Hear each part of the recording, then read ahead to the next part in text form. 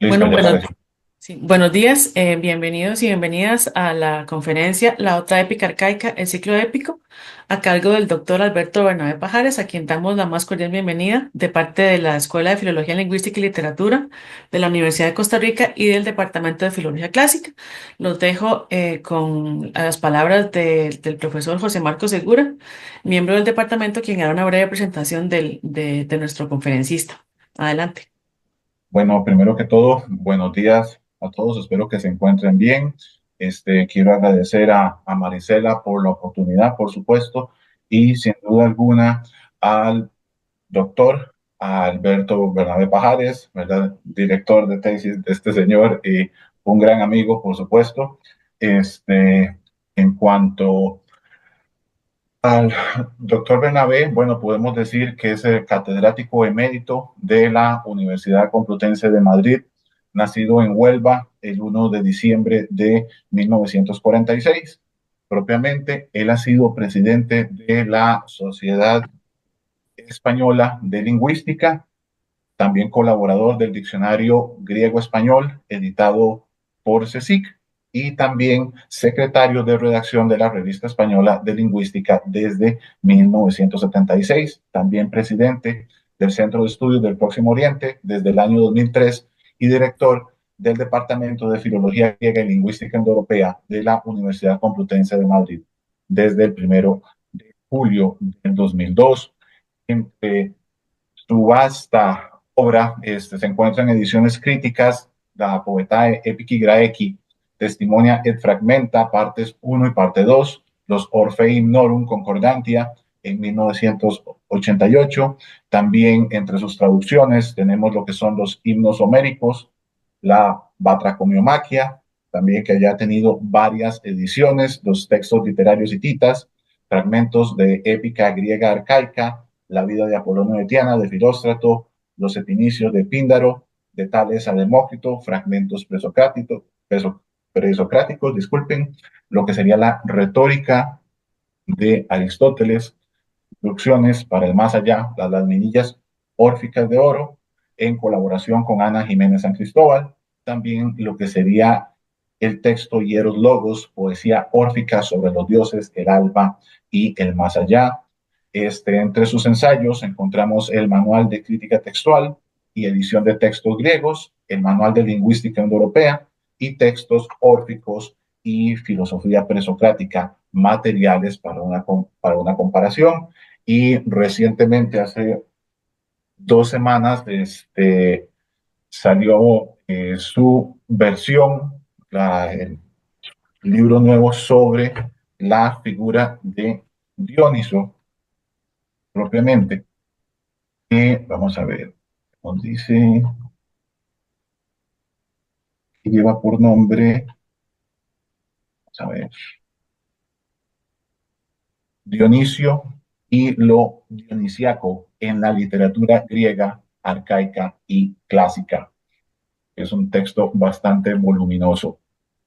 Bueno, con esto no quiero hablar más de lo debido y bueno, que el profesor Bernabé pues inicie su conferencia.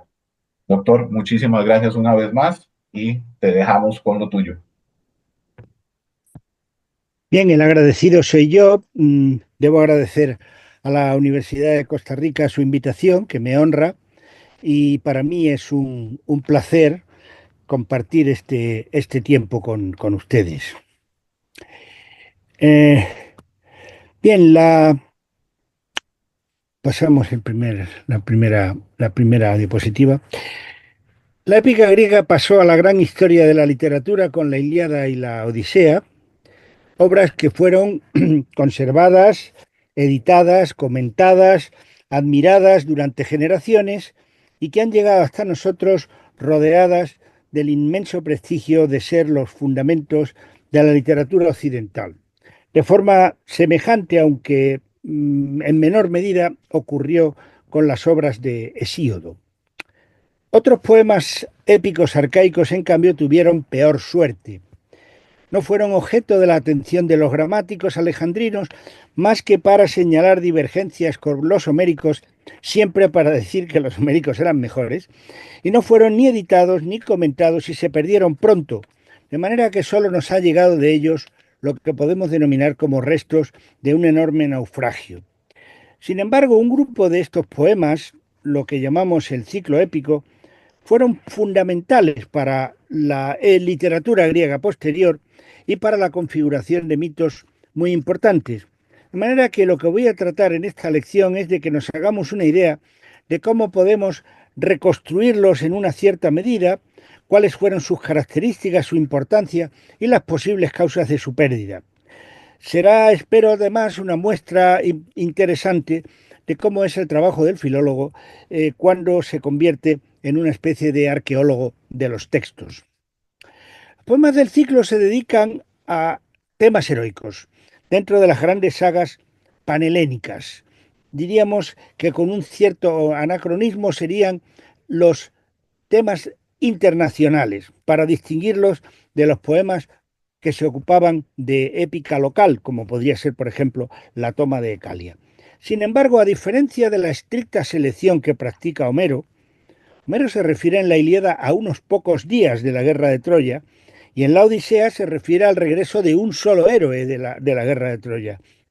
Pero los poetas de ciclo pretendían ocuparse, diríamos, de lo que había antes y de lo que había después de ambos poemas. La poesía cíclica se remontaba al origen del mundo y de los dioses, seguía con el llamado ciclo tebano, o sea, la historia de Edipo, de sus hijos y de la toma de Tebas por parte de los llamados epígonos, y terminaba con el ciclo troyano, que se dedicaba a los antecedentes, al desarrollo y a las consecuencias de la guerra de Troya.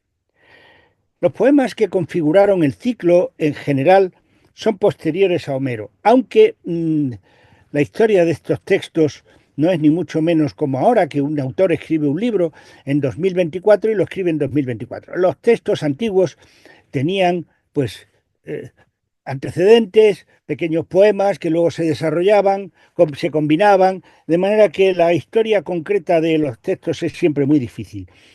Pero lo que sí que es interesante es que el ciclo responde a una curiosa actitud humana ante las historias. El lector o el oyente en la antigüedad, al que se le narra una historia, no es consciente de que lo narrado no tiene, como los hechos reales, un antes y un después. Hoy día le ocurre algo semejante a las personas que ven, al espectador de las películas, de los filmes. ¿Quién no se ha sentido defraudado cuando el final de la película llega demasiado pronto y uno se pregunta si el protagonista se casa o no con la chica? Bueno, es una pregunta estúpida porque el protagonista ni se casa ni no se casa, porque la chica y el protagonista no tienen ninguna existencia después de que la película acaba. De manera que con esta especie de sensación del espectador de que le falta algo, los astutos productores de películas se apresuran a satisfacer sus deseos inmediatamente después, creando la segunda, la tercera, la cuarta, la quinta parte, cuando no la sexta, de una película de éxito. De modo similar, en la antigüedad, los oyentes de los poemas de Homero oían contar en la Ilíada unos sucesos de unos pocos días de la guerra, aunque el poeta es pródigo en aludir a situaciones anteriores o incluso a vaticinar situaciones posteriores. Y oían contar en la Odisea el regreso de unos de los héroes, aunque se podían, por ejemplo, por medio de algunos recursos de Homero, ¿no? Estos recursos de utilizar la literatura dentro de la literatura, pues poner un pequeño poema en boca de Demódoco. Pasen la siguiente diapositiva, por favor. Eso. Ahí tenemos una representación de Odiseo oyendo al poeta Demódoco hablar sobre la caída de Troya, lo cual provoca un gran pesar en Odiseo, acerca del caballo de madera. Eh, la siguiente diapositiva, por favor. Cuando levanta, sí, eso, bien. Y la caída de Troya. Sin embargo, todo eso dejaba grandes lagunas en la información. Y claro, los poemas homéricos tenían un inmenso éxito, de manera que era mucho la gente que tenía deseos de saber más sobre todas aquellas historias. Y por eso, pues, los poetas fueron creando una serie de poemas en diversos momentos, son de diversa antigüedad, aunque todos ellos más o menos se sitúan en la época arcaica, y en un cierto momento se fue organizando esta secuencia de poemas para formar un larguísimo ciclo que se engarzaban unos con otros, con un resultado que algunos autores han comparado con un ferrocarril, ¿no? Con una serie de vagones que se han ido uniendo unos a otros. El proceso debió de ser largo y paulatino, pero ya hallamos en el siglo IV antes de Cristo, nada menos, en boca de Aristóteles, una frase muy interesante. Aristóteles en los Segundos Analíticos dice: ¿acaso todo círculo es una figura? Entonces es que los poemas épicos son un círculo. Bueno, aquí hay un juego de palabras. Kyklos en griego significa círculo, pero también significa ciclo épico. Lo cual quiere decir que cuando Aristóteles hace este juego de palabras de que el ciclo no es una figura, el círculo no es una figura, pues está claro que se está refiriendo a una realidad que ya existía en su tiempo, una realidad que era los primeros avances de organizar estos poemas en una especie de largo recorrido, ¿no? Para lo cual, pues digamos, los poetas que iniciaron esta trayectoria, que primero se hicieron pasar por Homero, es decir, las primeras obras del círculo se refieren a Homero. Por favor, Homero, la siguiente diapositiva. ¿Me levanto? Eh, Porque preferían hacer pasar sus obras como de Homero, que eso eran bien acogidas por el público, a decir que esta obra es mía, que luego el público podía o no. Ahora en este mundo nuestro tenemos un afán enorme de originalidad y aunque se nos ocurre una idea muy pequeña, decimos, uy, yo tengo una idea muy nueva.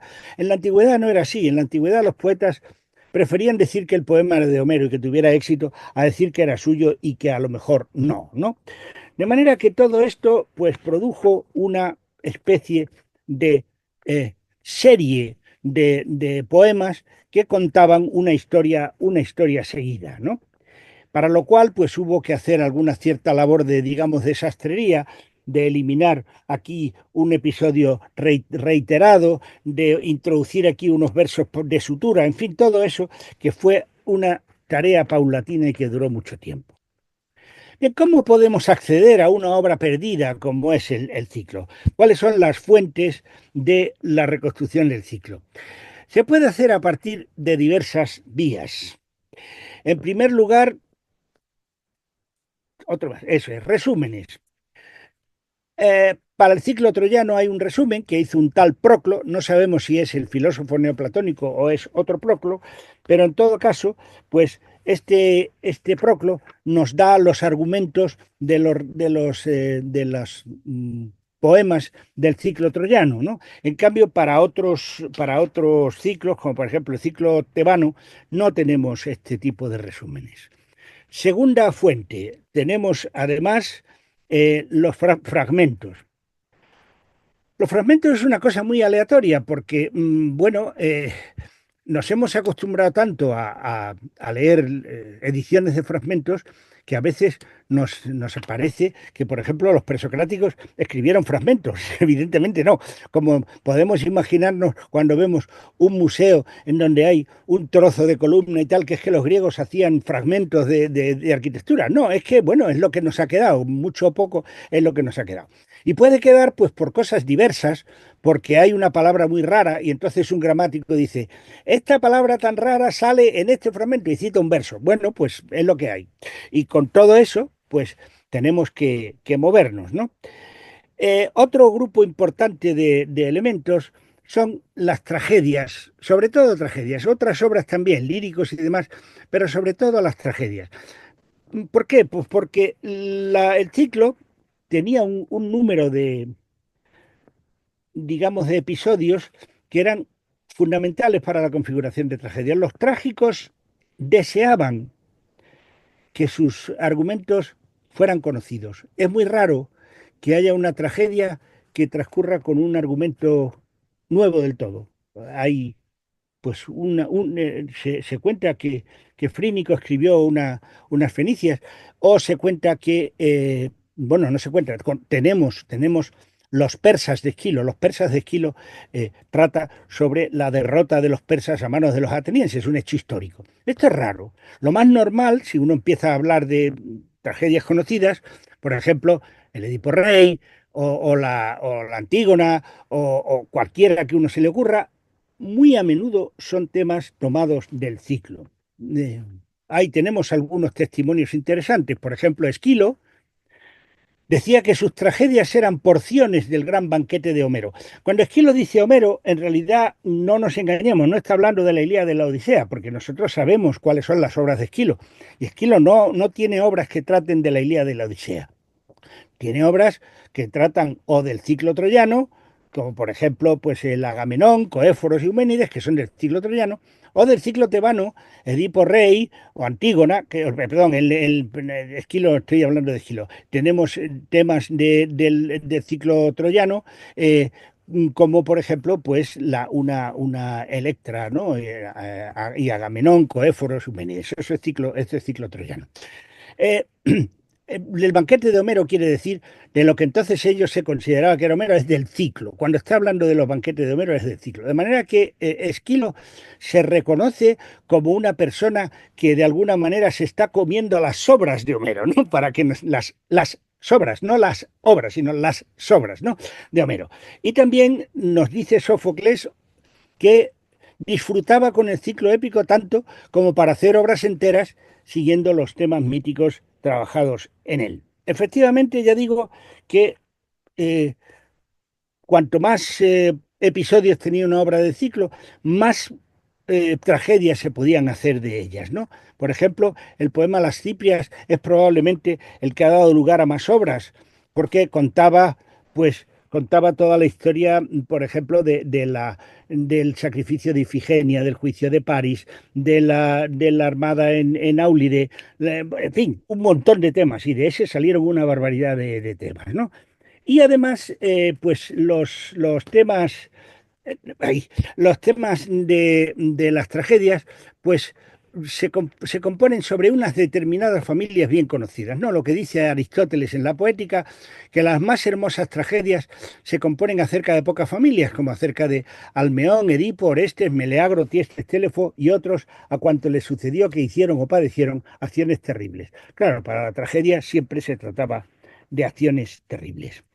Claro, esto no lo compartían los autores de comedia. Los autores de comedia no se basaban en temas, habitualmente no se basaban en temas conocidos, sino que lo tenían que crear de nuevas. Y eso provoca como un cómico como Antífanes se lamenta de esa circunstancia, ¿no?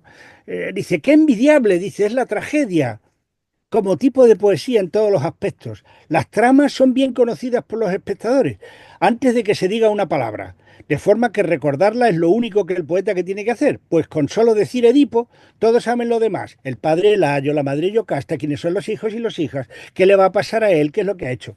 Todo el mundo sale Edipo y ya se sabe que se va a casar con su madre, que va a matar a su padre, que va a pelearse con los hijos. Oye, ya de antemano se tenía eso, ¿no? Y en cambio los pobres cómicos tenían que inventárselo todo y entonces tenían que contarle a la gente todo lo que pasaba y para que se hicieran una idea del argumento.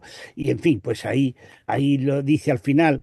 Y si alguno se olvida de estas cosas, un Cremes o un Fidón, Cremes y Fidón son nombres típicos de la comedia, ¿no? Se gana una pitada, los espectadores silban. En cambio, a Peleo y a Teucro, o sea, a los héroes, digamos, de las tragedias, todo les está permitido.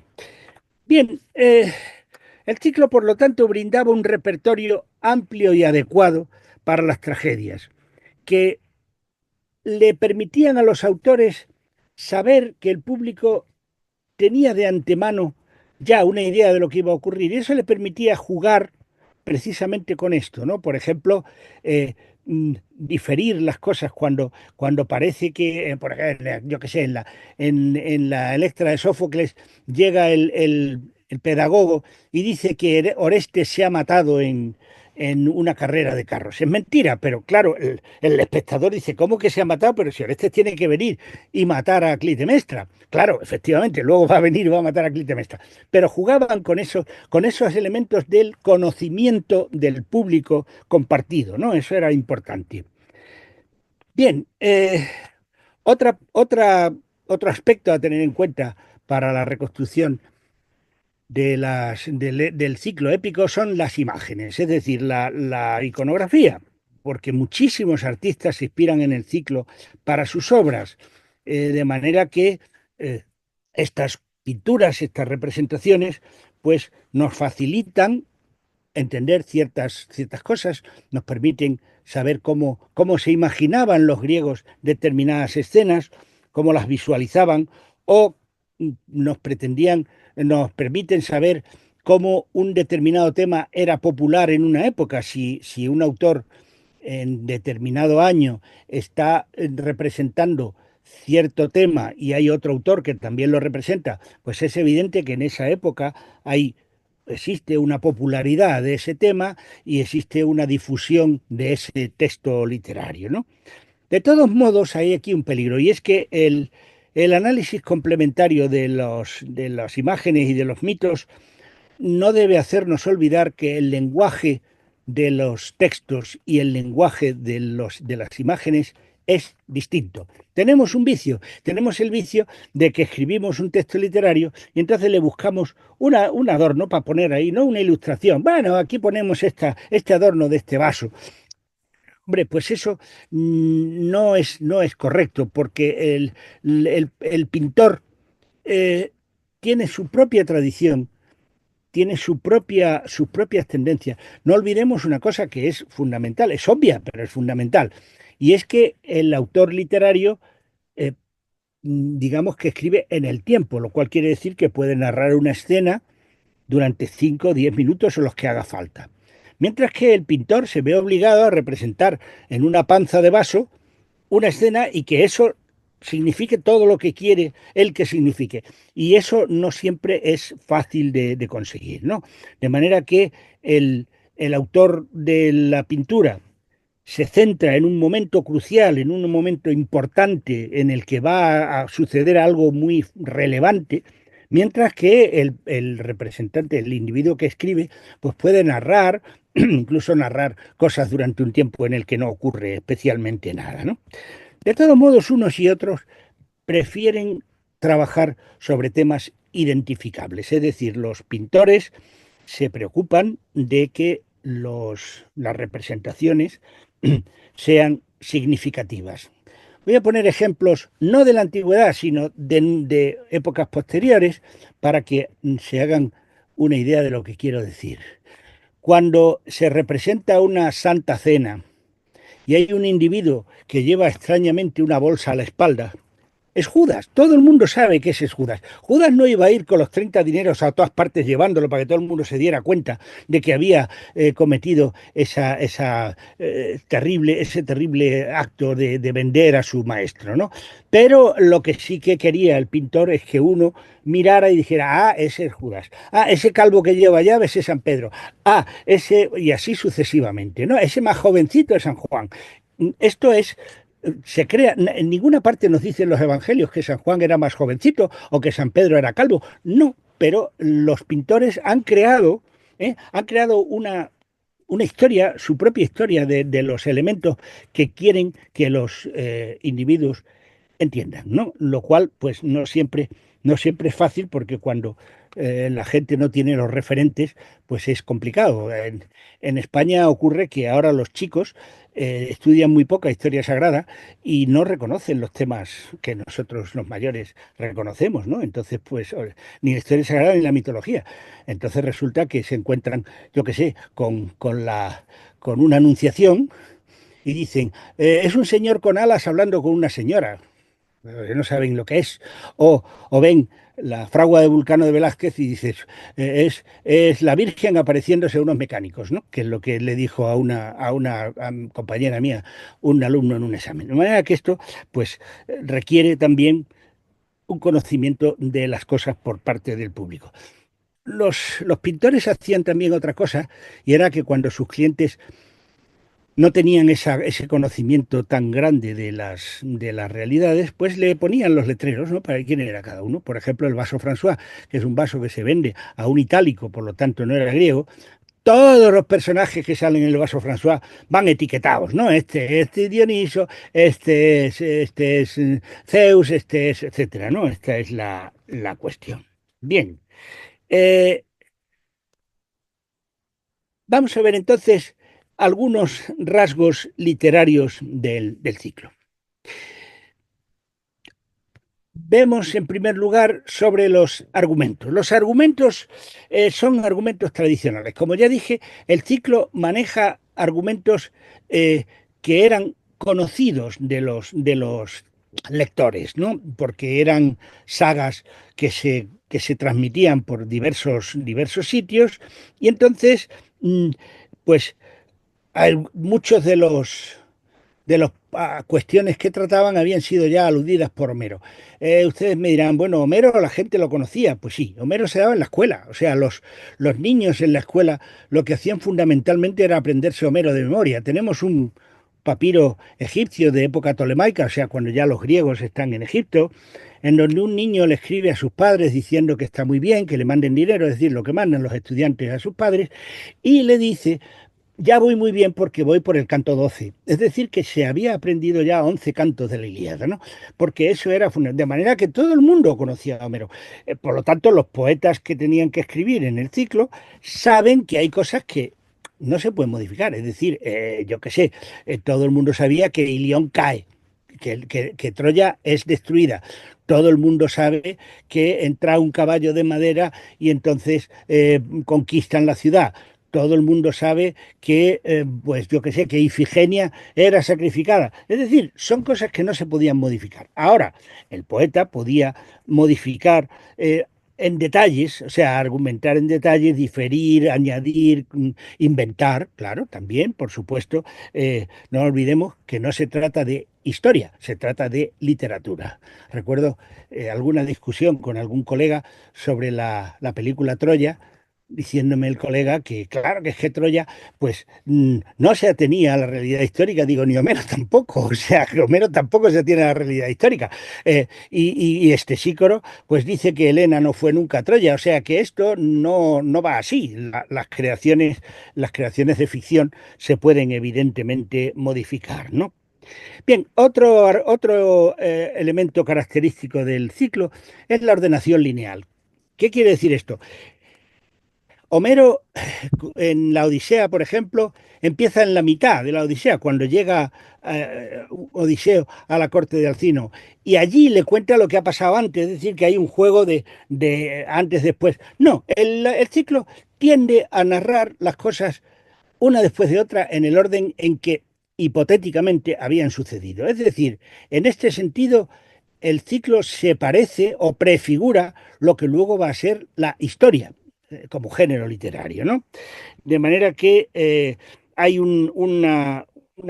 digamos, un texto muy interesante que el que vamos a ver ahora, que es Focio escribe y nos dice que Proclo, el autor del resumen del ciclo troyano, ¿no? Dice que los poemas del ciclo épico se conservan e interesan a la gente no tanto por su valor como por la coherente sucesión de los acontecimientos. Es decir, que frente a Homero y otros autores en donde se avanzaba, se volvía hacia atrás, etcétera, no, el ciclo va narrando las cosas en un hipotético orden, digamos, cronológico, ¿no? De manera que esto es un rasgo del ciclo, esta idea de narrar linealmente, ¿no? Otro rasgo. Otro rasgo es la intensificación. Bien, esto es un rasgo general, lo vemos en nuestro tiempo, ¿no? Eh, si en la primera película de Alien había un monstruo, en Alien 2 había más de un monstruo y en Alien 3 había 55 monstruos. Si en, yo qué sé, el techo, en la jaula de cristal había una explosión, en la quinta había 200 explosiones. Y cada vez hay que intensificar más porque la gente ya, si no se intensifica, pues dice, pues vaya cosa más sosa, ¿no? Entonces, los poemas del ciclo intensifican terriblemente lo que había en Homero. Homero es sobrio, Homero es enormemente sobrio. No, por ejemplo, Homero no describe jamás enamoramientos, no describe jamás, digamos, elementos más sórdidos como puede ser un incesto. No, no, estas cosas Homero las trata con un enorme cuidado, ¿no? Mientras que en el ciclo aparecen elementos mágicos, aparecen elementos sórdidos, aparecen elementos gore, aparecen toda una serie de cosas como intensificando terriblemente la acción, ¿no?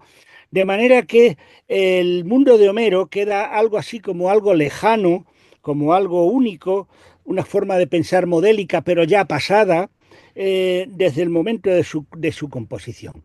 Ello nos lleva al siguiente problema, que es el de la valoración del ciclo. Al principio, los poemas del ciclo eh, fueron, digamos, considerados positivamente. Ya hemos visto el texto de Esquilo y el texto de Sófocles, en donde contaban cómo eran particularmente, digamos, proclives a utilizar temas del ciclo en sus composiciones. Sin embargo, en época helenística la cosa cambia completamente.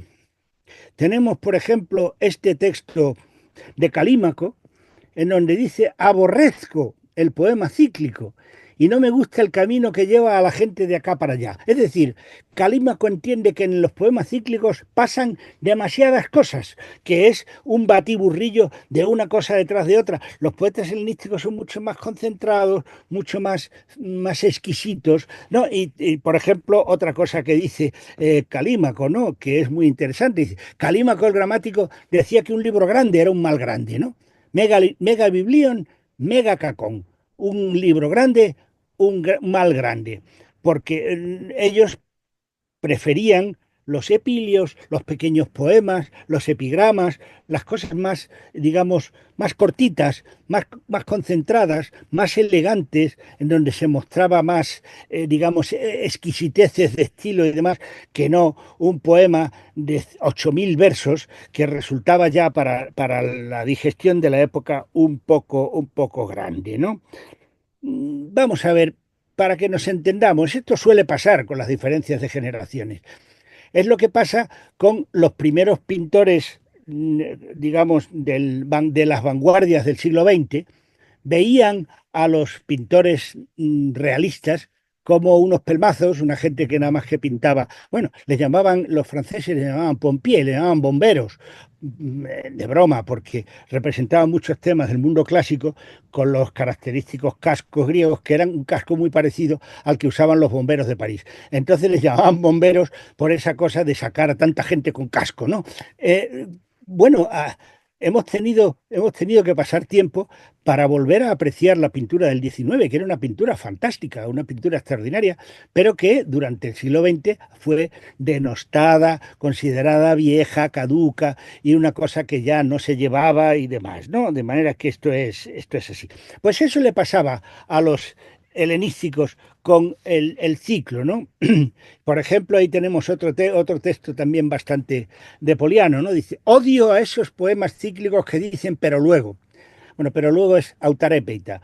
Es una forma de narrar muy típica del ciclo épico, ¿no? Dice, autarépeta, pero luego se acercó y le hirió con la lanza y tal. Pero luego es una forma de narrar muy reiterativa y entonces dice, odio a los que dicen pero luego. Dice, rateros de los versos de otros, porque claro, utilizan todavía la tradición homérica y utilizan fórmulas homéricas y demás, y por eso les llama rateros, o sea, gente que roba los versos de otros.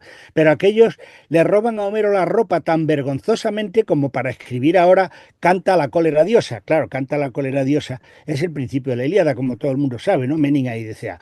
Entonces, pues son tan ladrones que son capaces de volver a escribir la Ilíada si se tercia, ¿no? Esta es la cuestión. Y en otro orden de cosas, los gramáticos estudiosos de los textos cíclicos, pues crean un término que es cíclicos, el adverbio cíclicos, al modo de los cíclicos. Y lo utilizan para decir, es reiterativo al modo de los cíclicos, es pesado al modo de los cíclicos. Todo lo malo era cíclicos, ¿no? De manera que Aristarco trata de separar cuidadosamente el texto de Homero, que es exquisito, perfecto, etcétera, de esos esos textos quíclicos de los del ciclo, que son gente mucho, mucho peor, ¿no?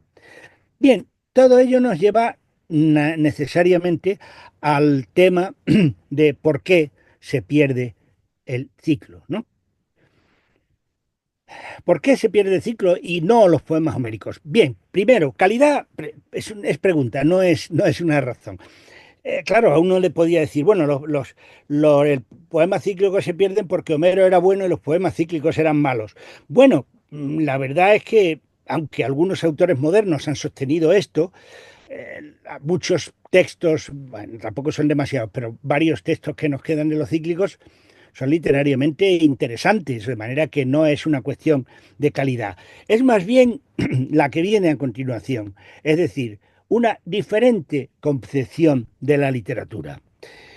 Claro, este gusto de la alusión, del refinamiento, de la modernidad de los alejandrinos, la organización pesada, lineal, reiterativa del ciclo le debía resultar sumamente torpe, ¿no? Y entonces, pues, no es tanto de que el ciclo sea malo y la literatura helenística sea buena o que Homero sea bueno, sino que al gusto de los poetas helenísticos ya los temas épicos, no, los temas del ciclo no les gustaban. Pero hay también otro componente muy importante, que es este que he llamado ahí, el ciclo devorado por sus propios hijos. ¿Qué quiero decir esto? Quiero decir que del ciclo salen prácticamente todos los géneros literarios interesantes, por ser rápido, ¿no? De este orden lineal sale la historia, ¿no? Del intento de establecer causas de los acontecimientos y demás, pues va a salir la filosofía. Muchos elementos que se refieren pues a estos sentimientos amorosos, etcétera, van a ser propios de la lírica.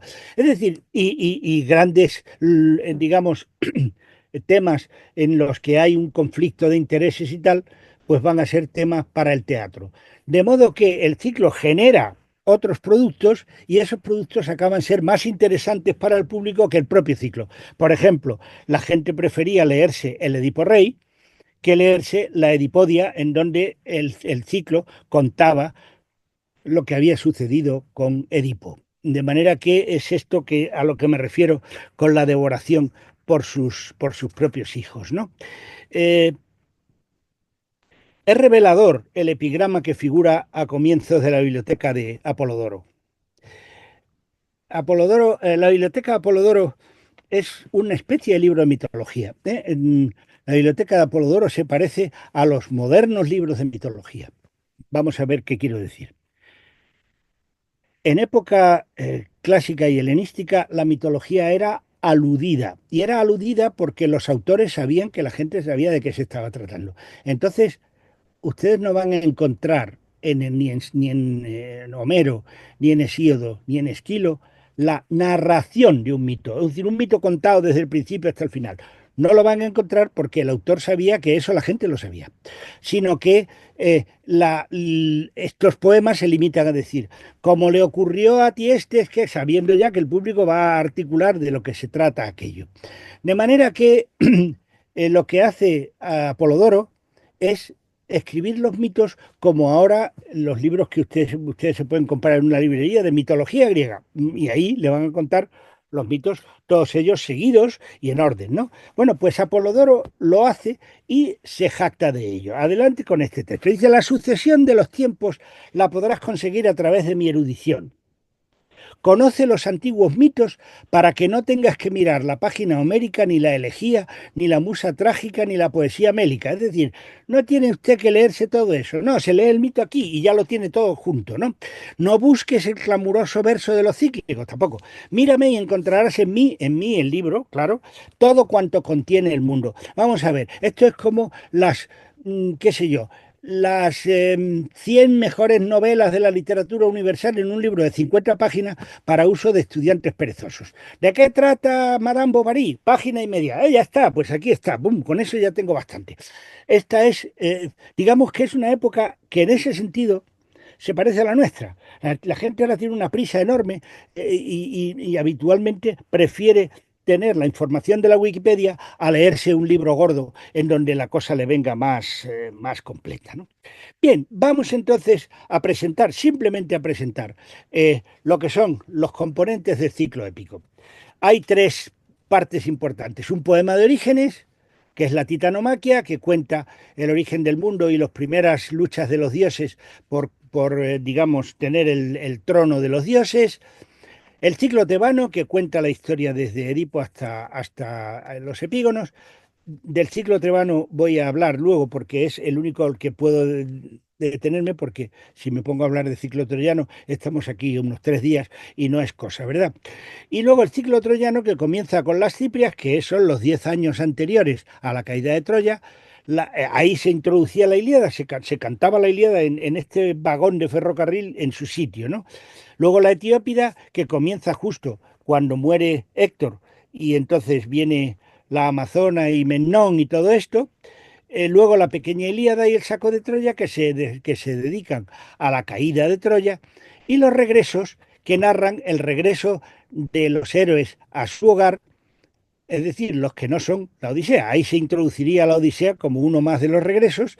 Y luego el último es la llamada Telegonía, que es la historia de los descendientes de Odiseo. Y con eso el ciclo, digamos, que terminaba, ¿no? Bien, vamos entonces con el primero de los poemas de ciclo, la Edipodia. La Edipodia es naturalmente el poema de Edipo. Eh, Probablemente siglo VIII, aunque hay gente que no le gusta, digamos, dar una cronología tan antigua al ciclo. A mí me sigue gustando la cronología antigua, son inmediatamente posteriores a Homero. Eh, y se ocupaba de la historia de Edipo. Queda poquísimo, quedan 2 fragmentos, ¿no? Que es siguiente, uno que es un fragmento indirecto, que dice Pausanias: no creo que le nacieran hijos a Yocasta, a juzgar por el testimonio de Homero que dice en la Odisea. Cita un pasaje de Homero, ¿no? Vi, habla Odiseo, que está contando su viaje por el Hades, cuenta con la gente que se ha encontrado. Entonces se encuentra a la madre de Edipo, cuando la madre de Edipo ya ha muerto, claro, a la hermosa Epicasta. Epicasta es uno de los nombres de Yocasta. Yocasta es en Sófocles, pero antes se llamaba Epicasta, que cometió una gran falta por las ignorancias de su mente al casarse con su propio hijo. Digamos que esto es el tema central de la historia de Edipo, es esta maldición que pesaba sobre él de que desposaría a su madre y mataría a su padre. Al revés, primero mata a su padre y luego desposa a su madre. Eh, Bien, para evitarlo, digamos que su padre abandona al niño en el monte para que muera, pero un pastor lo recoge, lo lleva a otro reino, el niño se cría allí, por lo tanto no sabe quiénes eran sus padres, va a Delfos con tan mala suerte que su padre, o sea, Layo, también va a Delfos en ese mismo momento, y se cruzan en un cruce de caminos que todavía existe. Es decir, hay un camino a Delfos y viene el camino desde Tebas y el camino que baja a Argos, y se cruzan en un punto para encontrar. Y ahí se encuentran eh, Edipo y su padre, sin saber que es su padre, y tienen lo que podríamos denominar hoy una discusión de tráfico. ¿Quién pasa primero? No, ninguno le quiere ceder el sitio a otro, acaban llegando a las manos y Edipo mata a este señor, que no sabe que es su padre, pero que era su padre. Luego va a Tebas, allí se entera de que el rey ha muerto, no sabe que es él quien lo ha matado, y entonces la reina está viuda y la reina se casa con él, que es su hijo. Y entonces en el Edipo Rey se narra toda esta historia. Es muy interesante porque es el único thriller en donde el investigador y el asesino son la misma persona y no lo saben, ¿no? Es fantástico. Bien, y Apolodoro nos dice que Edipo asumió el poder real y desposó a su madre sin saberlo y engendró hijos de ella, Polinices y Eteocles, así como hijas Ismene y Antígona. Pero hay quien dice que los hijos le nacieron de Eurigania, la hija de Hiperfante, o sea, de otra persona. Por lo tanto, parece que en esta historia más antigua no tenemos el tema que se desarrollará luego en Sófocles, de que cuando Edipo se entera por fin de la verdad, es decir, de que él es el asesino del Layo y que se ha unido a su madre, se saca los ojos y abandona Tebas y demás. No, aquí parece que siguió gobernando Tebas, ¿no? Eh, y también conservamos dos versos sorprendentes, ¿no? Dice, la Esfinge devoró al más hermoso y deseable de todos, al hijo amado del irreprochable Creonte, al divino Hemón. De manera que la Esfinge, esta Esfinge que va a Tebas precisamente por la muerte de Layo y que Edipo va a vencerla. Luego, ahora hablaremos un poco de Edipo y la Esfinge por las imágenes, porque ya de texto no tenemos más. Eh, pero lo que sí que es curioso es que en la Antígona de Sófocles, Hemón eh, trata de conseguir que Creonte no castigue, no condene a muerte a Antígona, es decir, que vive, mientras que aquí, pues a Hemón lo devora la Esfinge cuando todavía la Esfinge no ha sido derrotada por Edipo, ¿no? De manera que, como vemos, también los autores se tomaban ciertas libertades, ¿no? Bien, lo que sabemos es que bueno, hay una historia curiosa que es que explicaba que bueno, vamos a ver primero, pasamos, esto es, en la Esfinge, ahí tenemos representaciones de la Esfinge, ¿no? La Esfinge es un ser con cabeza femenina, cuerpo de león y alas, ¿no? Que se suponía que en el encuentro con Edipo le propone un enigma, ¿no? Un enigma que es cuál es el animal que primero anda a cuatro patas, luego anda a dos patas y luego anda a tres. La respuesta que Edipo da es el hombre, porque el hombre cuando es pequeño gatea, cuando es mayor camina sobre dos piernas y cuando es viejo camina con un bastón, ¿no? De manera que esto es el enigma de la Esfinge. Y esto, pues, es el planteamiento. Vamos a ir viendo algunas imágenes. Eh, Esta es, por ejemplo, una imagen del Museo de la Acrópolis. Aquí tenemos una imagen de una ánfora del pintor de Aquiles. En ninguna parte se nos dice en los textos literarios que la Esfinge estuviera subida a una columna, pero es lo que vemos en todas las representaciones, ¿no? Bien, hay una historia que probablemente se contaba en la Edipodia, y es que como el oráculo le dice a- al rey que su hijo va a darle muerte, entonces el rey no quiere tener hijos. Y lo que ocurre es que, digamos, que el rey Layo se une a un joven varón, o sea, tiene relaciones con un joven varón, digamos que de alguna manera es la primera representación de la homosexualidad en el mito, y este joven se llama Crisipo, y una de las explicaciones que hay es que la Esfinge va por el caso de Edipo, ¿no? Vamos a poner aquí una representación, la siguiente. Ahí está. Ahí tenemos, bueno, las dos son del mismo, pero vamos a irnos atrás porque la otra, si no, no se ve. Una más atrás, por favor. Retrocedemos. Ahí. Vemos aquí no, eso ya son dos más atrás. Una más adelante. Bien, ahí. Vemos en una representación suritálica cómo está abajo, ¿no? Está Layo conduciendo el carro y lleva raptado a Crisipo, y cómo el padre de Crisipo está intentando evitar que se lo lleven, ¿no? La volvemos a encontrar otra vez en la siguiente. Tenemos otra vez el mismo tema, ¿no? Que esto es una cratera de volutas de Pestum del 320 que está en el Museo Getty. Bien, eso es posible que se narrara en la Edipodia. No estamos seguros de ello, porque como digo, no tenemos resúmenes y bueno, pues se ha contado que puede estar. Seguimos entonces.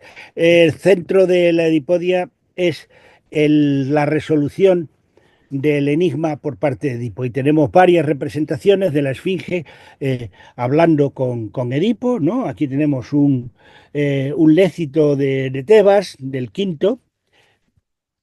Tenemos también la misma imagen en esta ánfora de figuras rojas de Boston, en donde tenemos otra vez a la Esfinge, que como digo, en ninguna parte se dice que estaba sobre una columna, pero en las representaciones pictóricas es siempre sobre una columna, lo cual no quiere decir que los textos literarios lo digan, sino que se crea una tradición pictórica que es representar a la Esfinge sobre una columna. Ahí tenemos otra representación, otra más, ¿no? En donde hay pues digamos, la idea de que eh, está planteando un enigma porque si ven, Edipo está con la mano en la barbilla como pensando, ¿no? Una cosa complicada, que es lo que le ha planteado la Esfinge. Sin embargo, parece que lo más antiguo era que la Esfinge era un ser violento, es decir, que la Esfinge lo que hacía era atacar a la gente, ¿no? Y aquí tenemos, por ejemplo, este Aríbalo del pintor de Polidón del 420 de Atenas, en donde tenemos a una esfinge que está, digamos que abalanzándose sobre Edipo. Y es curioso cómo pasan los tiempos, ¿no? Que posteriormente tengamos a Gustave Moreau en 1864 representando algo sumamente semejante y no estamos seguros, o más bien pensamos que no, que Mogón no había visto jamás la representación del Aríbalo, de manera que es interesante cómo dos artistas llegan a una propuesta estética semejante, ¿no? Pero con todo, lo más probable es que lo antiguo fuera que la Esfinge fuera un ser, un monstruo al que hubiera que derrotar combatiendo. Y aquí tenemos a un Edipo que está batiendo de un lanzazo, ¿no? a la Esfinge, o sea que esto sería probablemente lo más antiguo. Bien, la Edipodia no da más de sí, no tenemos más datos sobre ella. Pasamos al siguiente poema, que sería la Tebaida, ¿no? Otro más. La Tebaida nos cuenta un texto muy interesante que se llama El certamen de Homero y Hesíodo. Es un texto muy divertido en el que se inventa la idea de que Homero y Hesíodo compitieron en una especie de competencia de aedos, ¿no? Y que, bueno, Hesíodo le va proponiendo problemas a Homero, que Homero va resolviendo, y al final, pues el rey les dice que hablen cada uno, que describa cada uno lo que más le gusta. Homero describe una escena de guerra y Hesíodo describe como un hombre ara la tierra, y entonces el rey decide que Hesíodo es el poeta de la paz y que Homero es el poeta de la guerra y que el certamen lo debería ganar Hesíodo, ¿no? Bueno, a propósito de esto, nos cuenta diversas cosas, por ejemplo, como Homero, después de que se le escapa la victoria, es decir, después de ser derrotado por Hesíodo, ¿no? Recitaba sus poemas yendo de un lugar a otro. Y el primero, la Tebaida.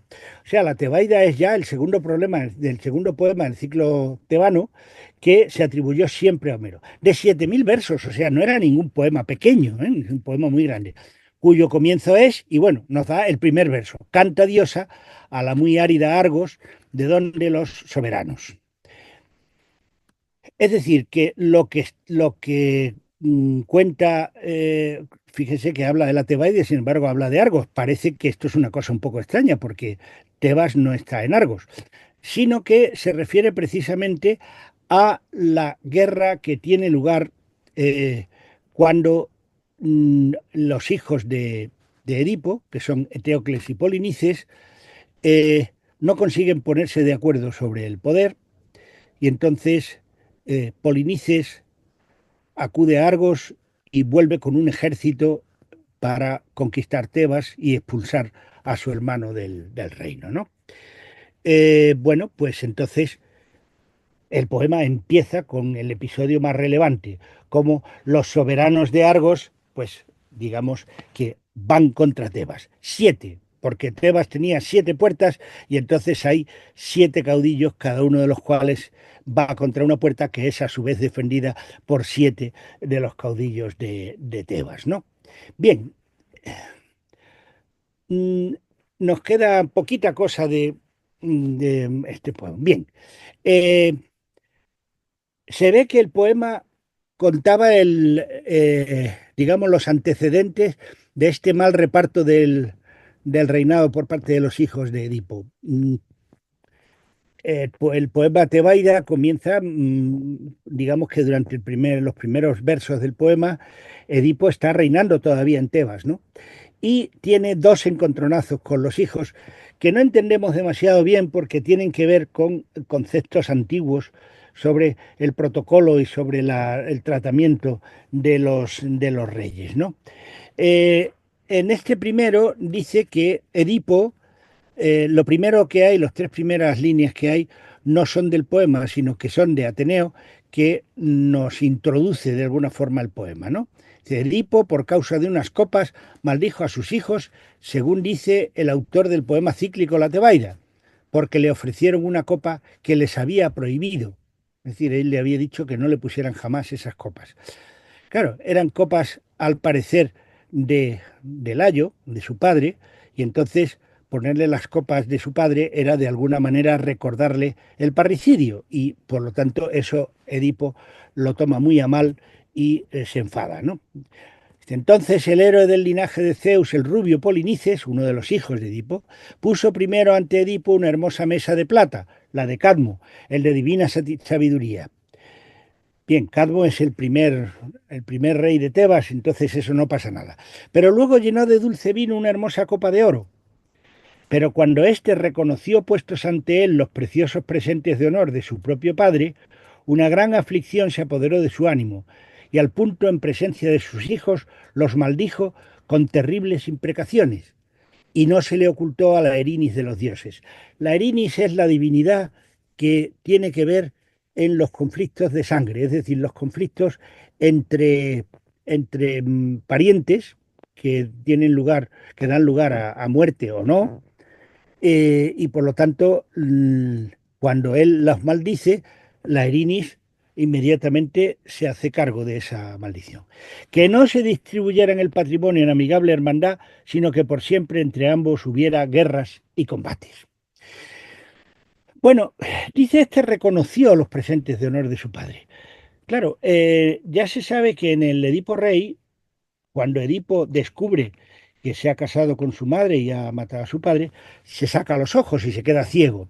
Entonces no sabemos si este reconoció es que las palpa y las reconoce o que las ve, porque entonces no sería que en la Edipodia, en la Tebaida, Edipo no queda cegado, cosa que podría pasar perfectamente, ¿no? De manera que esto es, bueno, teniendo los materiales que tenemos, no sabemos muy bien cómo van. La maldición siguió, ¿no? Porque eh, dice que los servidores de Teocles y Polinices tenían por costumbre enviarle a su padre, bueno, una parte de la res, ¿no? Ahora nosotros vamos a una comida y normalmente nos sirven el primer trozo que se encuentra, no hay ningún problema en eso, o sea, bueno, le puede uno tocar uno mejor, uno peor, pero en esta época había una rigurosa, digamos, etiqueta sobre quién comía qué. Y entonces el padre tenía que comer una parte muy precisa de la res. Y esa no se la dan, con lo cual Edipo considera que le están haciendo de menos, que están tratándolo como si no fuera el rey. Y eso le produce una irritación profunda que le obliga a maldecir otra vez a sus hijos, ¿no? No solo la primera maldición, que les decía que iban a tener disputas por el reparto de la herencia, sino que ahora dice que van a darse muerte el uno al otro, ¿no? Imprecó a Zeus soberano y a los demás inmortales para que uno a manos de otro bajaran a lo profundo del Hades, ¿no? Bien, de manera que, bueno, pues mm, eso produce que cuando ya Edipo muere se genera este conflicto que llamamos habitualmente los siete contra Tebas, ¿no? Son los siete caudillos que van a intentar conquistar Tebas, que es el tema, por ejemplo, de la tragedia de Esquilo, que tiene ese nombre, los siete contra Tebas, ¿no? Bueno, en las representaciones figuradas hay bastantes de estas, ¿no? Porque claro, Lo bueno de los 7 contra Tebas es que permite hacer composiciones con 7 o con 14 personajes, es decir, 7 si uno representa a los de un solo bando, como en esta Hidria Ática de 470, o podemos tener también digamos, este relieve en donde encontramos también a los 7, o podemos encontrar estas representaciones en donde ya tenemos a 14, están combatiendo uno contra otro 14 guerreros. Eso es evidentemente una cratera de Ferrara de 450 a.C. De manera que da mucho juego, ¿no? Este tema. Y también podemos encontrar, pues aquí, este frontón de terracota de Telamone en Grosseto, en donde vemos a la figura central que está con las manos en alto, ese Edipo, y luego pues está la lucha en torno a él, los muertos, y el, los dos laterales estos en donde se da digamos, los destinos de dos de los individuos. Bueno, este frontón es etrusco, ¿eh?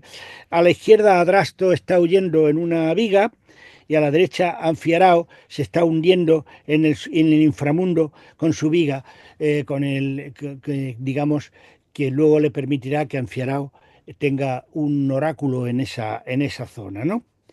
Y probablemente derivan de este poema también los llamados guerreros de Riache, estos dos espléndidos guerreros de bronce que se encuentran en el Museo de Reggio di Calabria, y que son de las muy escasas representaciones en bronce que conservamos de los griegos, ¿no? Se ha discutido la identidad, pero hay quienes dicen que es Tireo y Anfiarao, u otros que dicen que es Eteocles y Polinices, ¿no? Sea como fuere, otro más, vamos a verlo ya todas las que tenemos, eso, otra más, ahí. Ahí. De manera que, en cualquier caso, parece que se tratan de figuras propias del ciclo tebano, ¿no? Bien, había un episodio muy importante, que era el hecho de que Anfiarao, el adivino, como era adivino, sabía que la expedición de los 7 iba a fracasar y entonces no quería que se realizara. Pero entonces los dioses Polinices soborna a su mujer, a Erífila, con un collar, el famoso collar de armonía, que hace que pues Erífila le dé la vara a Anfiarao durante tiempo hasta que Anfiarao prefiere irse a combatir que oír cómo su esposa insiste, sobornada, como digo, por el collar, ¿no? La cita en la Odisea, el propio Odiseo, que la encuentra entre los condenados del infierno, dice que vio a la odiosa Erífila que ganó preciado oro a costa de su esposo, ¿no? O hay esta representación que tenemos aquí en donde Polinices está sobornando a Erífila con el famoso collar de armonía, ¿no? Bueno, hay varias representaciones de la despedida de Anfiarao, en donde tenemos a Anfiarao subiendo al carro, a Erífila con Alcmeón en el hombro. Alcmeón es el niño pequeño que luego, cuando su padre muere en el combate, se venga de la madre y la mata, ¿no? Provocando pues todo un problema terrible, porque el matricidio era un delito de sangre especialmente grave. Es decir, mm, por ejemplo, ocurre en el ciclo de Agamenón, pues Clitemestra mata a Agamenón, pero eso no es grave, porque Agamenón no es de la sangre de Clitemestra. Clitemestra se ha casado con él y no son de la misma sangre. Pero en cambio, cuando Orestes mata a Clitemestra, entonces sí, porque Clitemestra es su madre y es de la misma sangre, entonces lo persiguen las furias y todo ese tipo de cosas. De manera que esto es el problema que aquí se trata. Hay más representaciones de estas de la despedida de Anfiarao, ¿no? Tenemos estas representaciones, esta también. Y aquí hay una muy interesante, ¿no? Esto es un vaso que se ha perdido, pero tenemos la despedida de Anfiarao. Como no tengo puntero para, no sé si con esto se marca. ¿Ven ustedes el cursor? Sí, bueno, no me contesta porque no me puede. Pero aquí tenemos aquí a la izquierda, hay una señora de pie que lleva un collar enorme, ¿no? Es el collar enorme, que es evidentemente erífila, porque en las representaciones, la siguiente también, por favor, ahí lo tenemos otra vez el collar, ¿no? Aquí está. Es decir, para que se vea que es erífila, pues la señora lleva el collar a todas partes, ¿no? Es como lo que decía antes de Judas.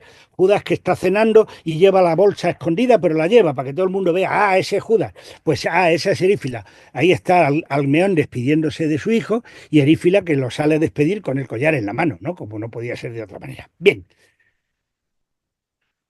Y hay un fragmento muy bonito que se conserva de esa despedida de Anfiarao, en donde Anfiarao le dice a su hijo, como el pulpo, hijo mío, ten astucia, o sea, ya sabe que el pulpo se mimetiza, ¿no?, con los fondos donde se encuentra, a aquellos adáptate a cuyo país llegues, sé distinto según las ocasiones y acomódate al lugar, ¿no? De manera que esto da lugar a una muy larga serie de poemas. Hay una especie de tópico literario de hablar del pulpo, de la adaptabilidad del pulpo y demás, ¿no? Y también conservamos un pequeño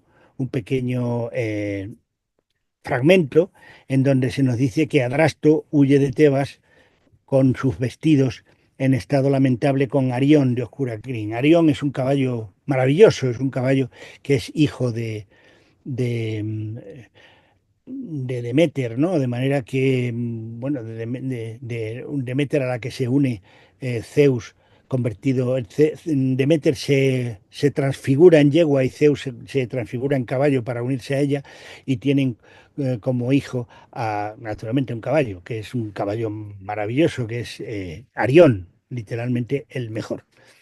Y sabemos del destino de otros individuos, como el caso de Capaneo, que se jactó de que nada podría evitar que tomara las murallas, pero sí que no puede evitar que Zeus se irrite y le lance un rayo. En la siguiente se ve mejor.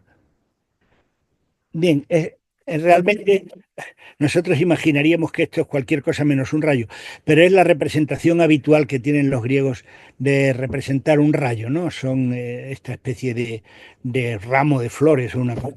Es el momento en el que Capaneo está a punto de llegar. Hay otras representaciones, como esta otra, en donde ya se ve a Capaneo cayéndose de cabeza, ¿no? Desde lo alto de la escalera, donde estaba intentando subir, herido por el rayo de Zeus, ¿no?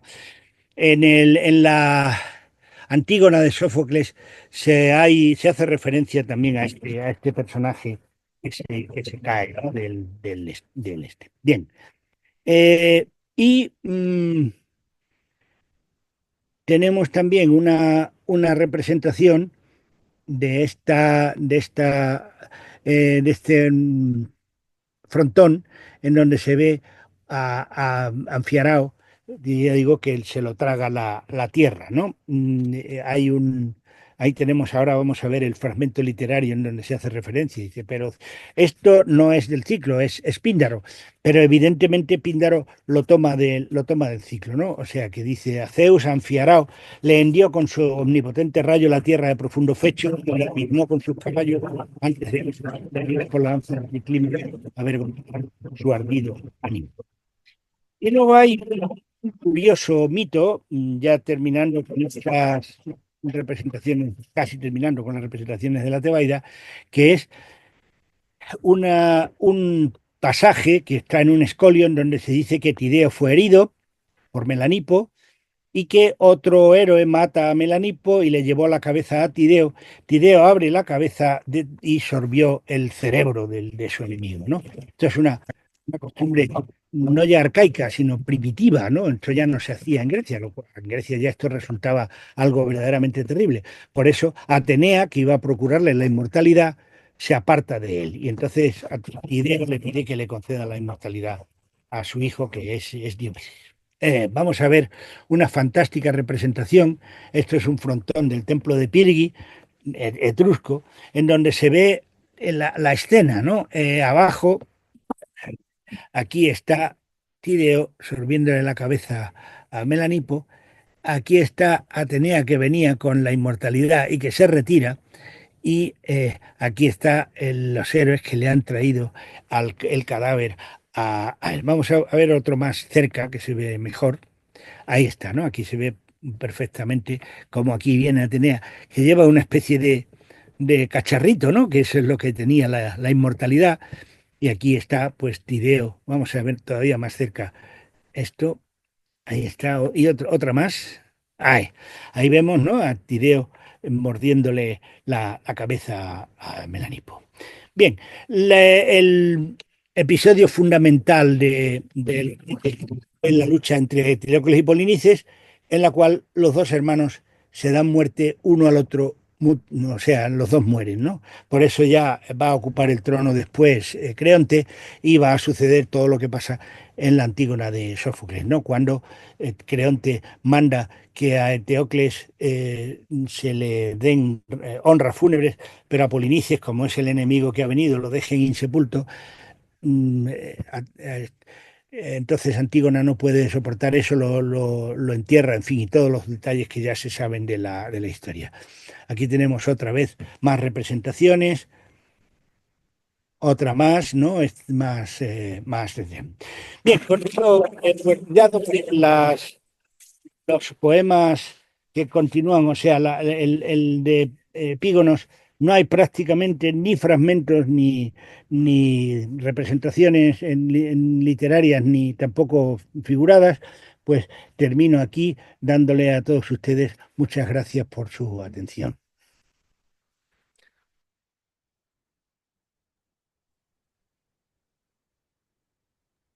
Gracias a usted, muy interesante la clase. Sí, muchísimas gracias, don Alberto. No sé si alguien tiene alguna pregunta o comentario.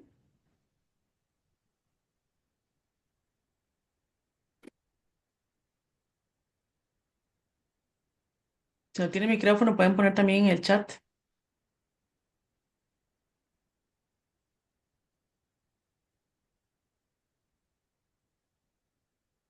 Bueno, sí, por mi parte quisiera decir que me parece muy interesante esta gran historia que existe más allá de los poemas de Homero, ¿verdad? Porque de como son los que han llegado, son los que más estudian, como usted ha dicho, ¿verdad? Y este recorrido que hizo nos permitió conocer un poquitito, ¿verdad? Y lamentable que no se conserven más textos porque es una tradición muy rica y muy abundante que conocemos solamente por referencias y esos escasos versos, ¿verdad? Y fragmentos que conocemos gracias a otras fuentes. Em, no El sé si alguien... troyano lo conocemos mejor, ¿eh? El ciclo troyano Sí, se conoce un poco más. Lo que pasa es que es muy largo y se pasaría muchísimo de la conferencia, ¿no? Pero del troyano sí quedan, bueno, fragmentos no muchos, pero representaciones figuradas muchísimas, ¿no? O sea que... mm. sí, tema para otra conferencia ese, entonces. En fin. Pero bueno, entonces no sé si tienen alguna otra cosa más que comentar o consultar. Marisela, nada más yo que quería, por supuesto, agradecerle al doctor por tan rica y vasta conferencia sobre estos temas, ¿verdad? Que están, que son de difícil acceso para nosotros, ¿verdad? Que nos cuesta saber un poquitillo de ellos. Más que todo, entonces, esto se debe muchísimo que no nos hayan llegado al gusto que tenían los alejandrinos, Sí. más que todo. Alejandrinos y después, ¿eh? O sea que... Ok, ok, entonces sí estaban también, digamos, en otros sitios, en otras bibliotecas, o sea, fue como un consenso general que existió, por así decirlo. Ok, se pierde, digamos que probablemente en torno al cuarto o quinto después de Cristo ya no se podían encontrar ejemplares de la poesía cíclica, aunque cualquier día nos dan una sorpresa y aparece algo, porque, bueno, últimamente están apareciendo cosas como un fragmento órfico nuevo y algunas cosas por el estilo, ¿no? O sea que, bueno. vale, ok, entonces en el ya siglo cuarto, siglo quinto después de Cristo ya no se encontraba nada sobre él. Ok, perfecto. No, no, muchísimas gracias entonces, de verdad, Alberto. Todo un gusto escucharte. aunque sea a distancia, porque me estuve moviendo con cosas, pero aquí estamos como siempre. No, y gracias por esta conferencia que definitivamente, eh, gracias a la tecnología moderna podemos disfrutarla, ¿verdad? Porque si no, como dice José Marco, nosotros desde aquí sería difícil tener acceso, ¿verdad? A un académico como usted. Entonces, de verdad le agradecemos su participación y estoy segura de que los estudiantes también apreciaron mucho esta conferencia. Espero que sea la primera de varias colaboraciones. De aquí Ahí- veo, de hecho, varias gente que le pone corazoncitos en los mensajes. Entonces, Eso que les gustó. sí les gustó, exacto. Sí, sí, sí, sí, Entonces, bueno, perfecto. muchísimas Aquí, gracias. Aquí dice, mira, en el chat, muy interesante. Muchas gracias por compartir con nosotros. sí, aquí Em, también veo a Nitai Jiménez que pone corazoncitos. He visto ya varios, entonces que se pierden rápido. sí, Sí. No, pero muchísimas gracias de verdad, Alberto. Y aquí Ángela Valerio aplaude. Tayel también. Muy valiosos los aportes. He tenido muy poco acercamiento a los poemas homéricos. Me invita a investigar más. Claro, Ujú, definitivamente la curiosidad queda eh, abierta ujú. con esta conferencia. Aquí Milena Aguilar dice, Maestro Alberto, siempre un placer. Bueno, muy bien, me alegro. Bueno, Marisela, yo creo que con esto estaríamos cerrando, ¿verdad? Sí, sí, voy a dejar de grabar. Entonces, gracias a todos.